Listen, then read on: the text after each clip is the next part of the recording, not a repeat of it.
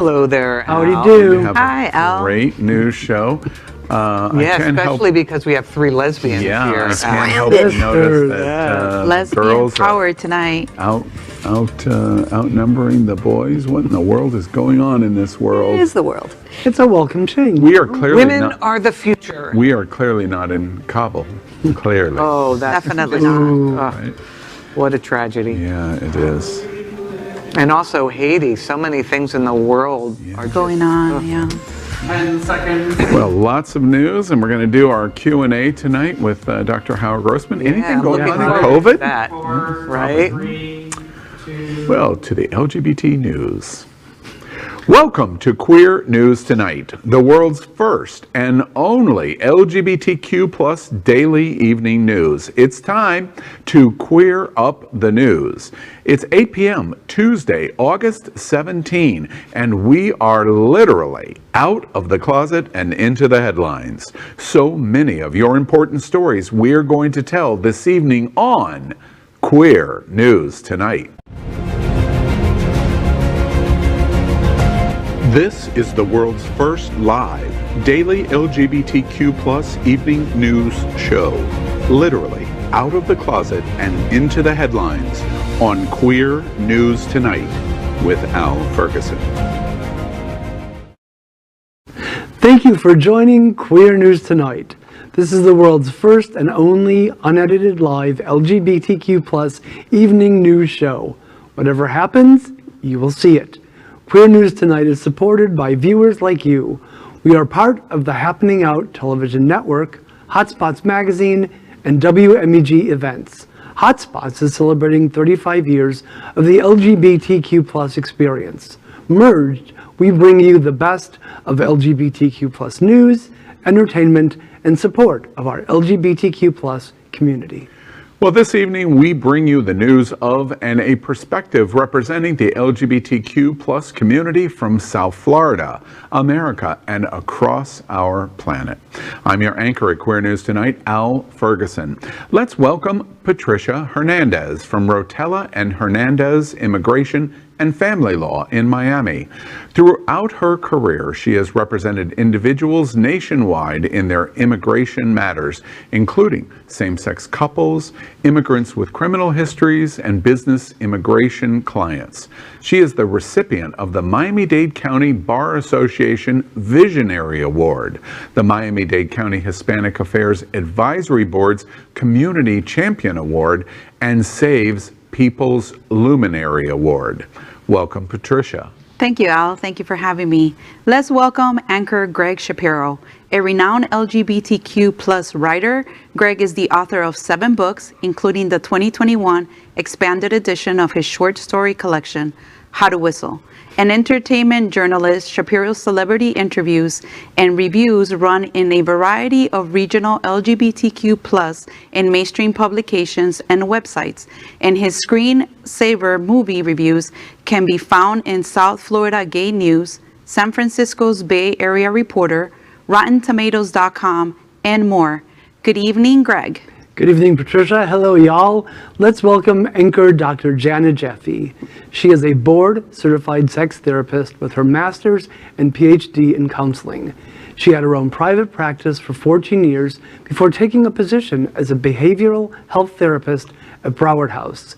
She is now the Community Relations and Events Manager for Broward House, one of South Florida's most important LGBTQ health and services nonprofit. Good evening, Jana. And good evening, everyone. Thanks, Gregg. So happy to be here representing Broward House. Let's welcome Cindy Brown. She's an icon in the LGBTQ plus community, early organizer of Miami AIDS Walk, the White Party for Care resource, and other major events. She has served as Executive Director of Miami-Dade Gay and Lesbian Chamber Foundation and LGBTQ Visitor Center. She is founding Executive Director of Miami Beach Pride and currently serves as Program Manager for Jewish Community Services, LGBTQ Lambda Living Program for LGBT Seniors. Welcome, Cindy. Thank you. I'm so happy to be here with all you wonderful people. We are the reporters for Queer News Tonight, And this evening, we begin with the queer headlines. The LGBTQ plus community in South Florida and across America is diverse. Our community across the world is vast, and here are the bullet points of the queer news for today, Tuesday, August 17th. Well, let's begin the show by queering up the world. Thousands march for LGBTQ plus rights in Romania amid push for a Hungarian-style propaganda ban. LGBTQ plus Romanians took to the streets this weekend to demand equality as the Eastern European country weighs harsh new restrictions on the community. Organizers estimated that as many as 10,000 marched as they turned out for Bucharest Pride on Saturday, the first such gathering held in Romania's capital since the onslaught of COVID-19. The last Pride event took place in 2019, shortly after a referendum to constitutionally ban same-sex marriage failed at the ballot due to low voter turnout. Activist Tidora Ion Rotaru claimed that the goal of Pride organizers remains to ask for the very basics when it comes to LGBTQ plus equality. The 2021 Pride event coincides the new challenges facing the LGBTQ plus community, not only from the ongoing global pandemic, but also a potential wave of discriminatory legislation. Inspired by neighboring Hungary, a pair of political parties, the Democratic Alliance of Hungarians and an Alliance of Uniting Romanians, are planning to lobby for new restrictions on teaching or on the teachings of LGBTQ plus identity in schools when the Parliament of Romania meets in September, according to Reuters.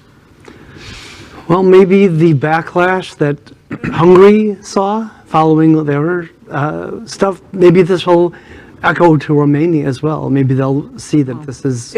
It's really, you know, almost every news program are reporting on another country that is having activists stand up against these harsh restrictions. And, you know, I really hope the world will see and the world will put pressure. But these activists... You know, it's interesting to me because it's one of the focus of what I am trying to understand. I've been to Russia, I've been to Romania, I've been to Bucharest, and I've been to Poland. I don't understand what's going on in Eastern Europe, and that's really, we've reported many of these stories of what's going on, mostly gleefully that the European Union is really putting hard smackdowns on Poland and Hungary for what they're doing. But we don't talk about what is going on here. And the most common connection that we see is religion.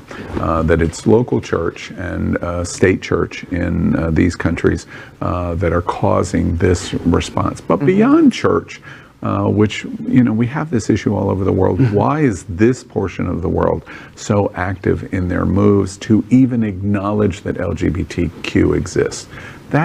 It goes far beyond you can't get married. This is a desire to wipe out the existence or acknowledgement that we even exist. Well, and you're seeing the church's power in Africa as well, too. Right. And I think it's largely that, you know, in Romania, they're largely conservative majority, right?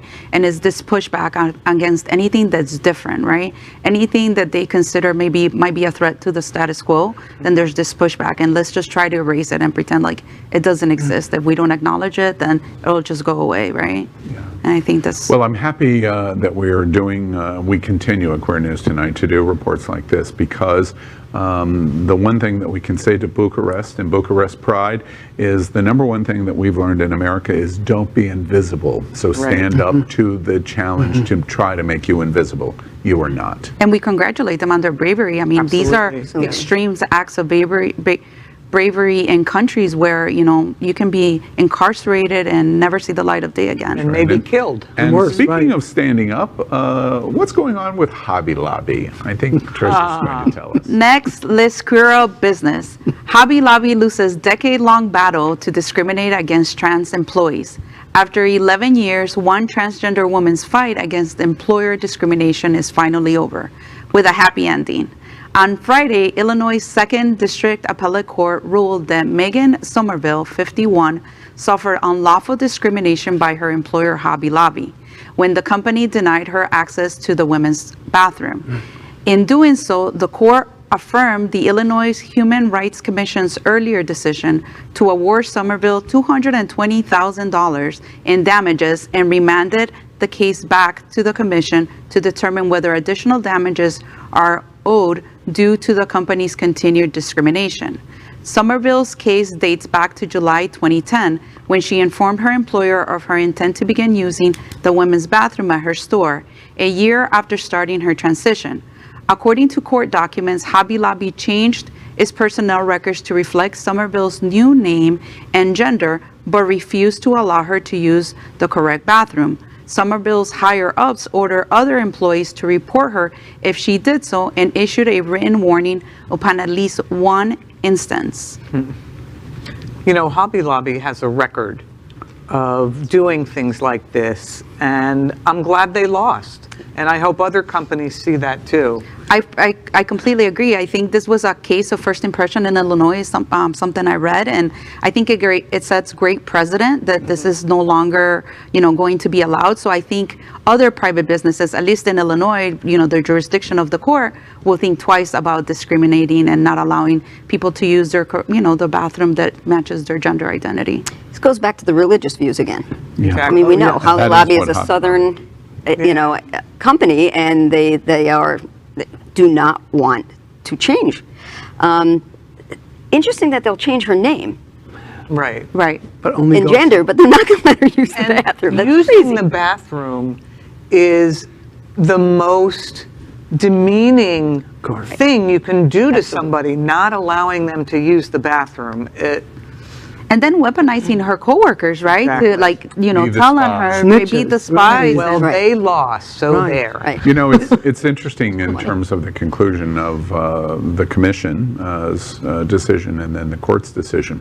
Try to pull it out of trans for a moment. It's a gender identity issue that's taken 10 years to get to this conclusion. I am happy that Megan Somerville has fought it out for 10 years to this conclusion. The LGBTQ community is very proud of you for what you've endured for the last 10 years.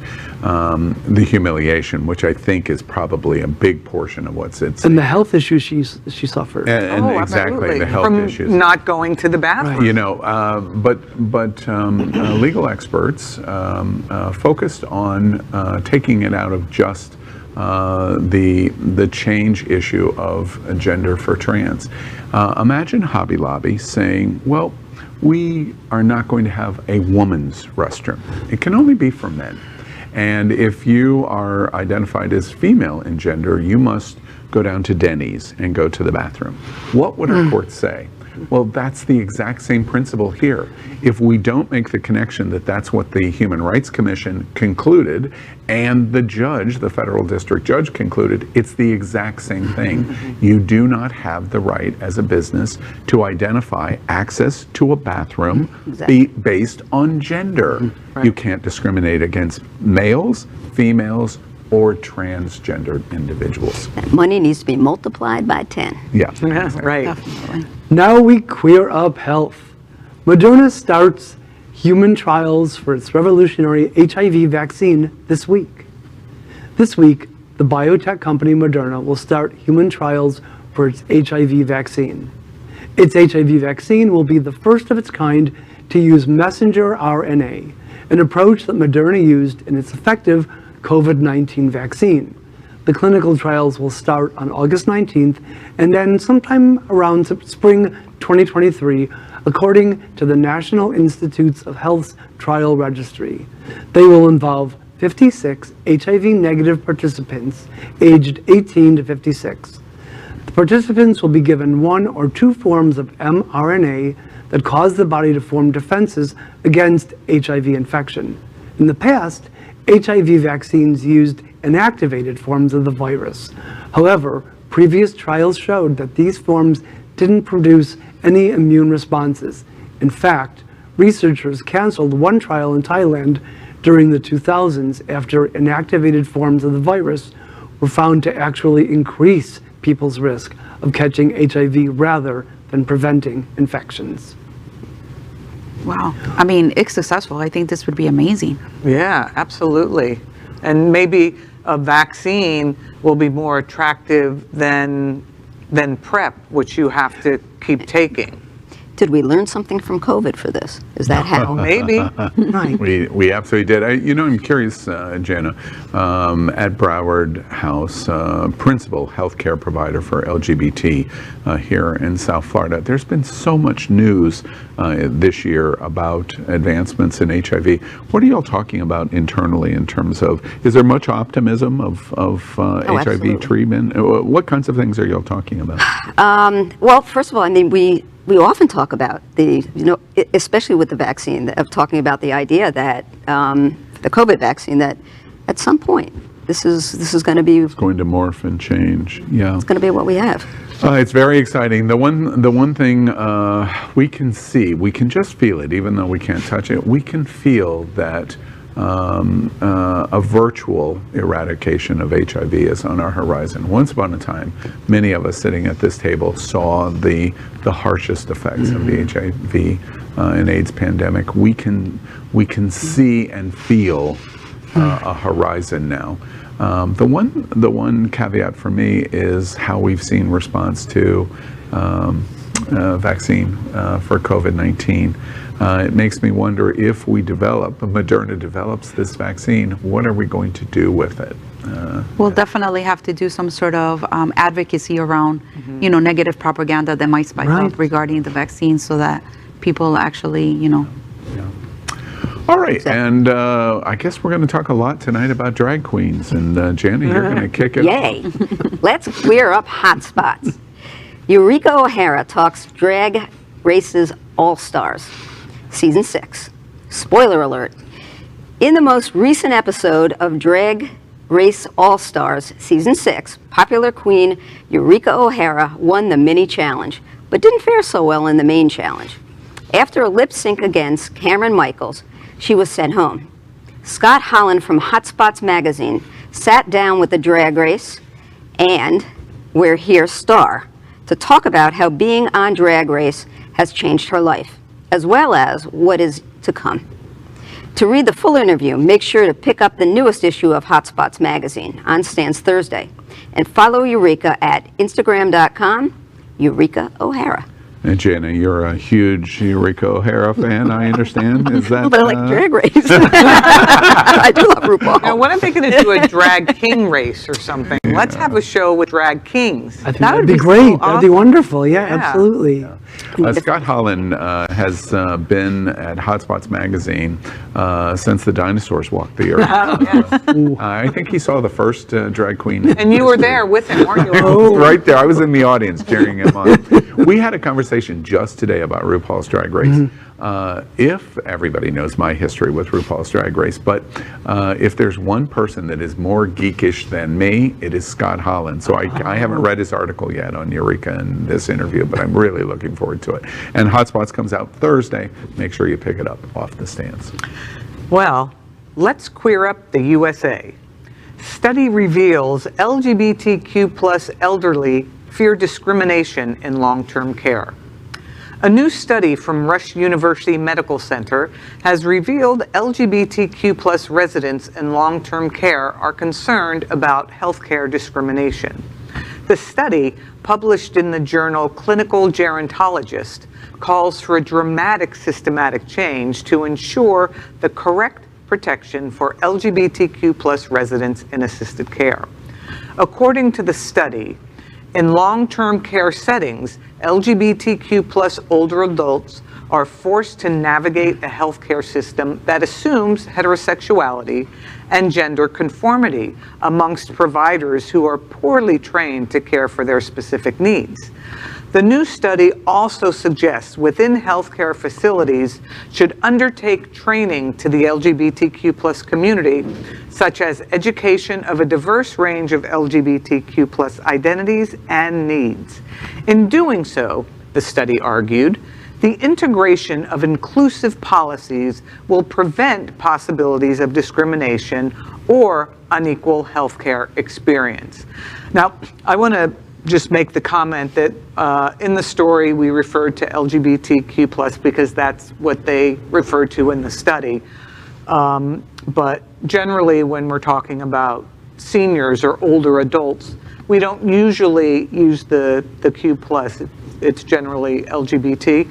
But since this is a show that people see all over the world, we want to be as inclusive as possible. I think it's amazing in this new report. It makes obvious sense, first off. I think it's an interesting happenstance that we report this story and we have all of these renowned elderly individuals that can sit here tonight to weigh in on the story. Oy vey. Yes, I think that Not me. Take me out of this conversation. yes, I think that being of a certain age, it's a concern. It's absolutely a concern. And this idea of training staff and making the healthcare providers aware, this is an ongoing issue with healthcare providers, of course, but now more than ever as this community ages. Right, and the other side of it is advocacy. So actually, I was on a Zoom call today with SAGE, Equality Florida, and SAVE.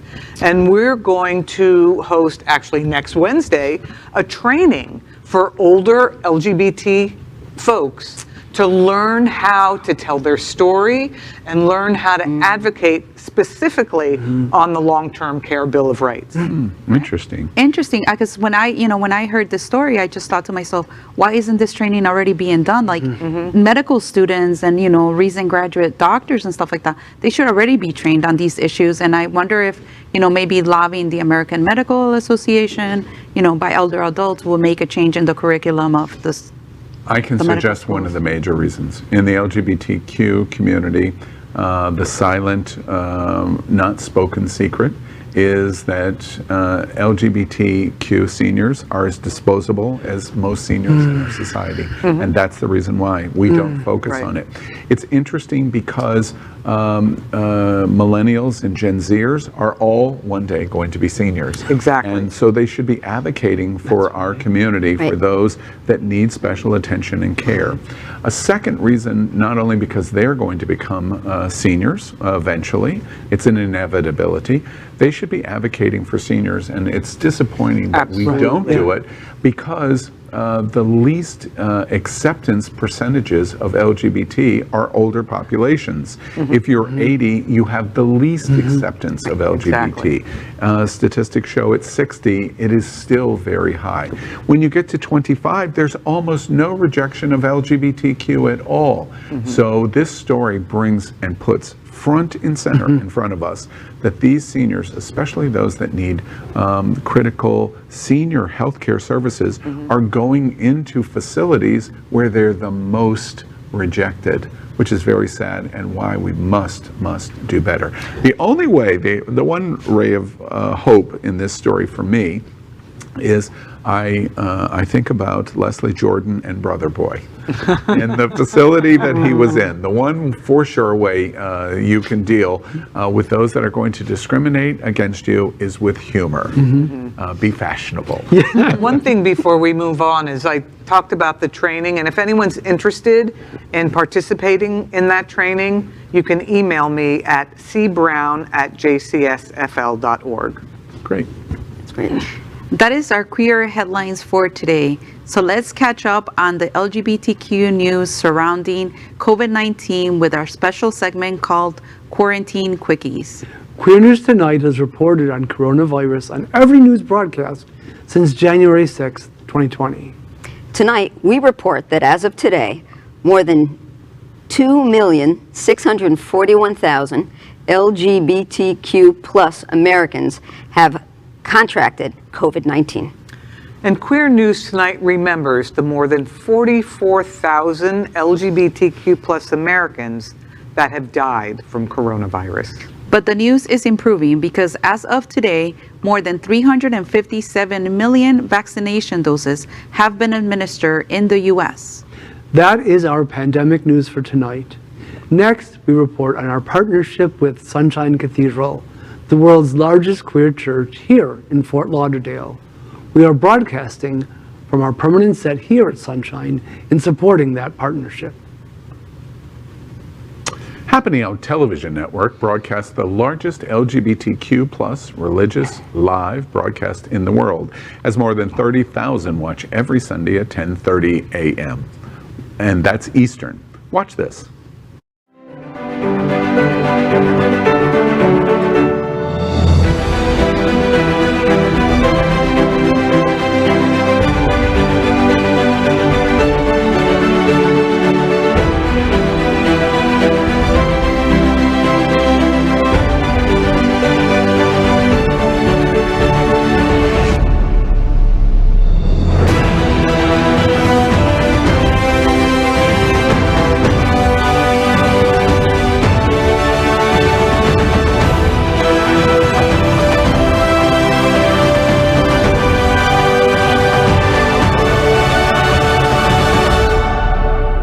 I'm Nick Matheny from the University of Miami, and Sunshine Cathedral is my queer church. Finally, we thank Queer News Tonight's sponsor, Best Western I-95 Fort Lauderdale. This is the closest and best choice to the famous Wilton Drive, and our hosts and guests stay at this LGBTQ+ ally partner. We encourage you to stay here when visiting South Florida. Next up, welcome to Queer News Tonight's Q&A on LGBTQ+ health and pandemic. Since February 2020, this segment has been unique in America, answering your LGBTQ+ community questions about our unique health needs. We are proud to have Queer News Tonight health anchor, Dr. Howard Grossman. He is an American pioneer in HIV/AIDS medical treatment and was the executive director of the American Academy of HIV Medicine. He is a nationally recognized medical expert and proud member of our LGBTQ+ community. Well, good evening, Dr. Grossman. And before we move into our questions that we have for you tonight, we wanted to ask you about what your thoughts are of what you saw in this week's health news for our community. Nothing special, Al. Why don't we move to questions? You have some. Let's jump right into the questions then. Is it immoral to take a booster when most of the world has no vaccine at all? You know, that's a very complicated question. I mean, certainly the vaccine distribution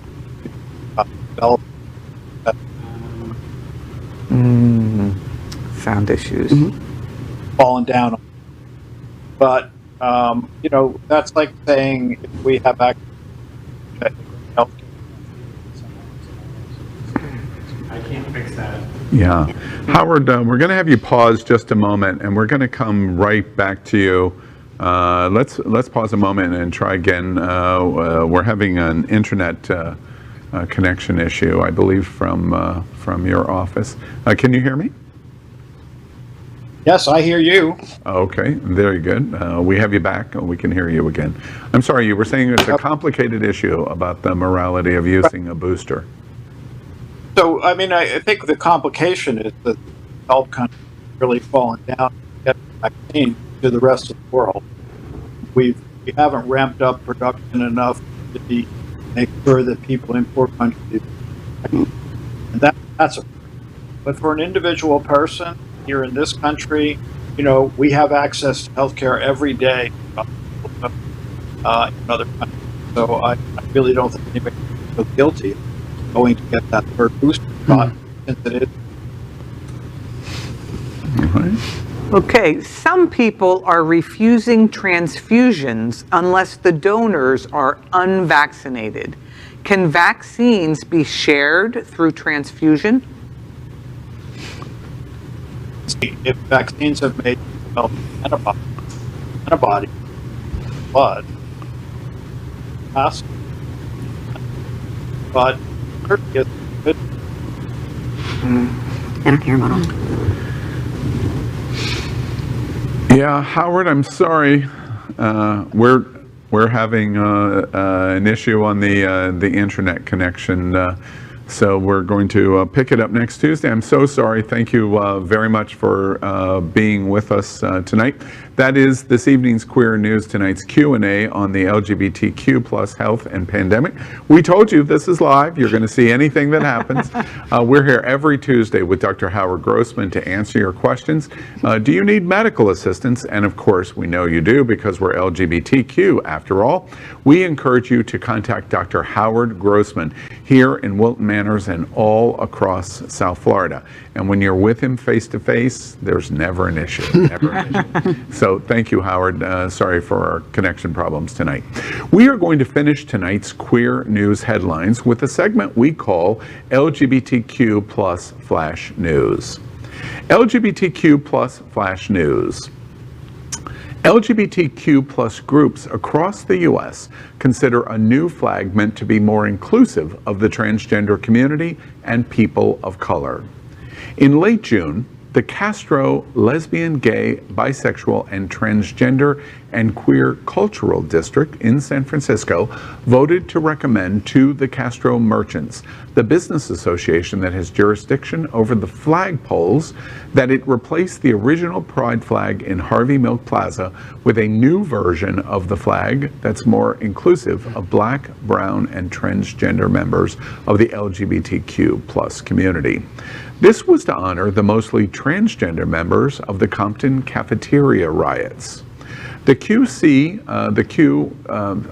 CQCD Advisory Board voted 7-2 to recommend the change to the commonly recognized rainbow flag, also known as the Gilbert Baker design with the progressive pride flag. This decision is being argued against by many members of LGB community, including the Gilbert Foundation itself, with the help of South Florida's Damian Pardo, chairman of Forward Miami. Similar conversations are taking place here in South Florida. Well, this is a very heated debate, and my 2 cents is that we as humans evolved, and sometimes symbols also need to evolve. It's all about inclusivity. It will always be about inclusivity. So make room. I actually think there could be a compromise because the Gilbert Baker flag, each color represented something, and the progress flag is also important and it tells a story. So why can't they have both with the explanation of what each means? Things change.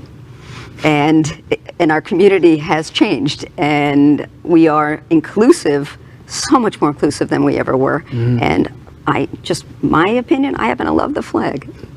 The most recognized flag in the world is the Stars and Stripes. Imagine at 1959, and we had 48 stars. Right. And then we said, no, I'm sorry, we can't change it. There can't be a 49th or a 50th. Good point. LGBTQ plus Flash News. Yes, Drag Race just announced another international version. Watch this. She's all ready to have hers. Calling all queens. If you think you have what it takes to become the first Drag Race superstar from the Philippines, we want to hear from you. Show us your charisma, uniqueness, nerve, and talent. And this could be the beginning of the rest of your life. She's like a female phenomenon. She's a glamazon, female phenomenon. Glamazon. At this rate, 1 out of every 2 countries will have a local Drag Race franchise. This week, World of Wonder announced the next iteration of the ever-growing show with Drag Race Philippines. For those who are keeping track, this is the 10th franchise so far. But in the Philippines, the series is going to have some competition. Currently, in addition to the US-based original, Drag Race has iterations in the UK, Canada, Holland, Spain, as well as Down Under. That's Australia and New Zealand. There's also an Italian version set to launch, a Thailand version that was once in existence but paused after season 2, and a permutation in Chile called The Switch. That production company should change its name to World Domination of Wonder. Yeah, what are we going to see next? The Wilton Manors, Drag Race Wilton Manors? Sure. I'm very proud to announce World of Wonder. You know, I was associated with the show for years. I'm very proud to announce after the Philippines, the next show is going to be RuPaul's Drag Race Hungary. From your mouth. Right? LGBTQ plus flash news. Horror comes to Provincetown in first American Horror Story double feature trailer. Watch this. No, we're going to do that after. We'll do this after. We've got the first official trailer for the newest season of American Horror Story, the highly anticipated double feature, and it's looking like it's going to be one creepy trip to the coast. In the first look for part one of double feature entitled Red Tide, we see a happy couple move into Provincetown, where things get pretty unhappy very quickly. The trailer shows us Finn Whitrock and his pregnant wife, Lily Rabe, moving to Provincetown to get a new start and help Whitrock's writing career. It doesn't seem like sirens are the only problem in Provincetown. You gotta watch out for the locals as well. The trailer also gives us our first look at American Horror Story newcomer, Macaulay Culkin. Watch this.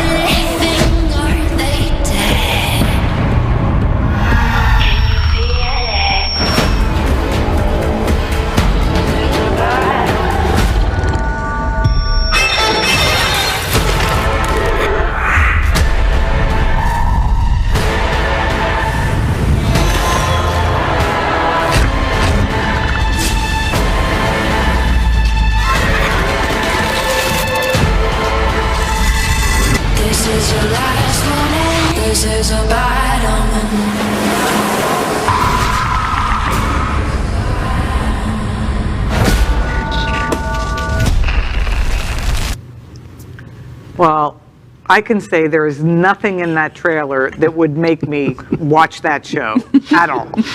This might be I'm scared already. Really, this might be like, you know, a midlife lesbian thing. But I agree. I'm still watching, trying to get through The Walking Dead and actually loving it. My partner will love that, though. You know, I don't need a Ryan Murphy show to tell me the dangerous perplexities of the residents in Provincetown. I have been to July 4th Bear Week.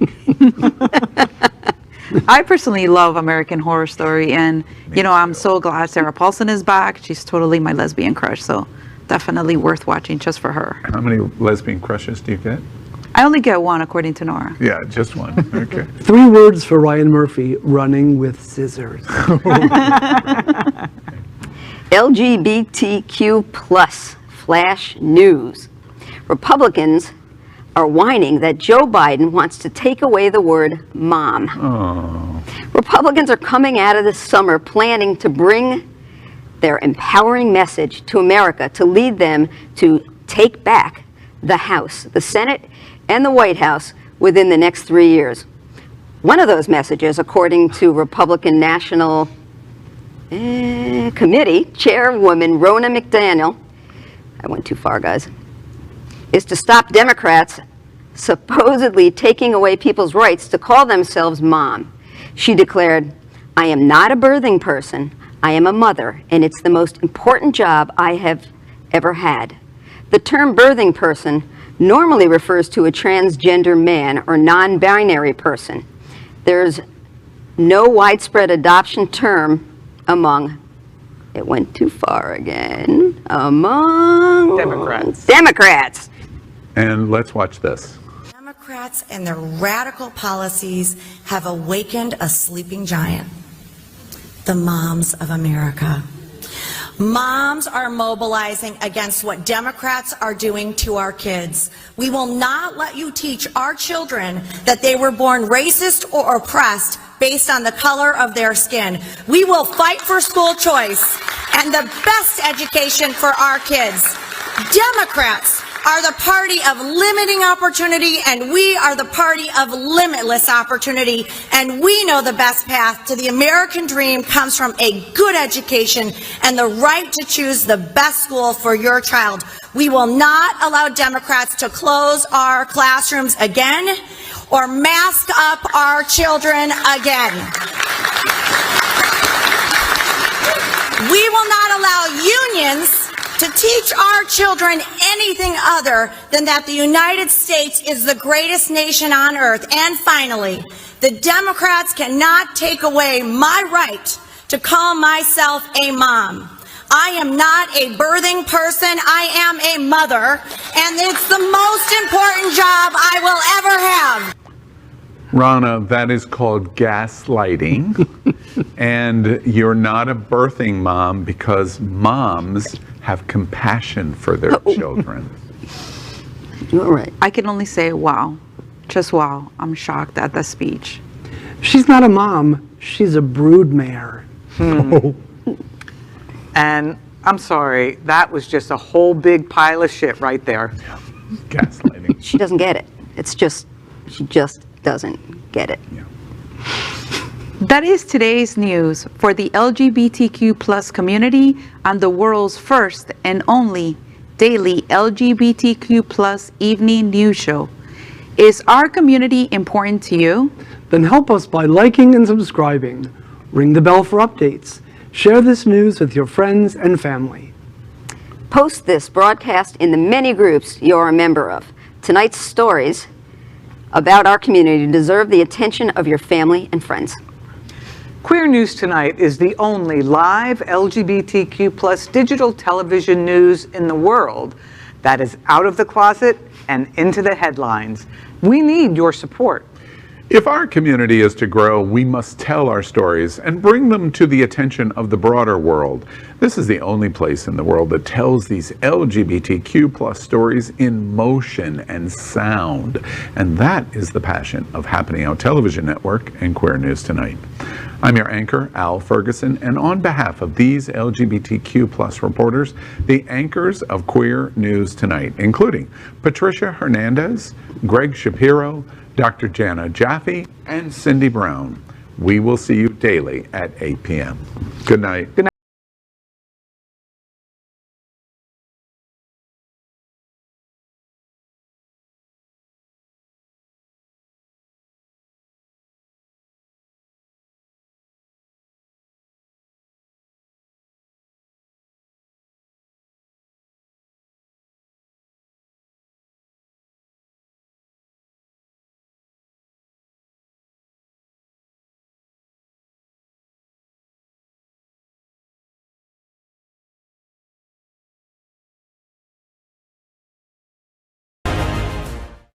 LGBTQ plus news is vital for our community and for the broader world as a whole. We have enough enemies at Fox News. Tucker, Sean, and Laura are loud. We need passionate allies. Happening Out Television Network, Queer News Tonight, and It's Happening Out are literally out of the closet and into the headlines. Our community needs your support. Like this broadcast and subscribe now to ensure the growth of the